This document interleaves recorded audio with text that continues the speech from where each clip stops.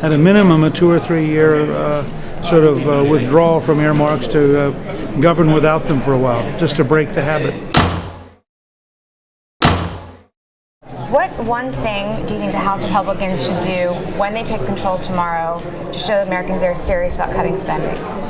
Well, I think in terms of cutting spending, they should immediately follow John Boehner's leadership and go back to the 2008 budget level, which would save about $1 trillion over 10 years.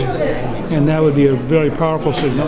They can also, I think, zero out specific things. For example, the White House Czars who've never been approved by the Senate just don't get zeroed out. There are a number of steps they could take to be both practical and symbolic to cut spending. Can we do those things immediately? We're in a lame duck session, though. No, I think you have to wait till January 3rd, just because I think as a practical matter, the Democrats aren't going to come in and cut out their own allies.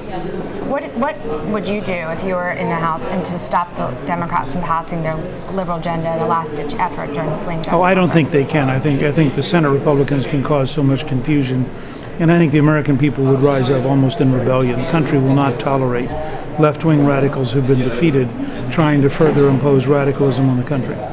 Also, the GOP pledge, Boehner's pledge to America, did not have any ending of earmarks. Do you think the Republicans could show that they are listening to the Tea Party and supporting it and cutting earmarks?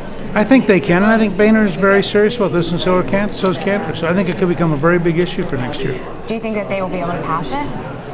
Very probably they will in the House, and I strongly support the idea of, at a minimum, a 2 or 3 year withdrawal from earmarks to govern without them for a while, just to break the habit. Of these new incoming freshmen that have won tonight, who do you see as sort of the new Newt Gingriches with big ideas?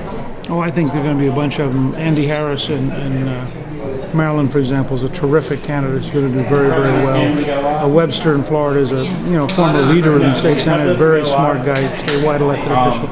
You're just going to see dozens of really smart people. John Boehner is going to have between 80 and 100 freshmen, counting the replacements for Republican open seats. So he's going to have a huge pool of new talent coming in.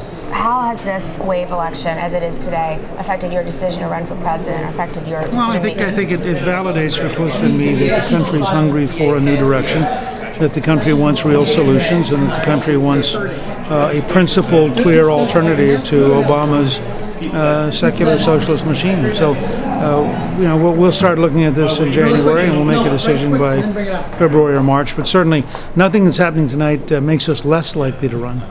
And do you have a most surprising upset of the night that's your favorite race, favorite winner that you weren't expecting? No, I'm a big fan of Ron Johnson in Wisconsin. I'm thrilled that he's winning. I'm a big fan, frankly, of Scott Walker for governor up there. I have a number of races I'm still watching carefully and holding my breath on. At this moment, we don't know where Kasich's at, and I think Kasich's so brilliant that I really, really hope he wins that race. It'll just be very important. But I campaigned, I was in 10 states last week, and we campaigned over 60 places during the year, and so I have lots of friends everywhere. Susana Martinez is going to be a great governor in New Mexico, for example. Fantastic. Okay, I really appreciate your time. Thank you. Thank you, and good luck.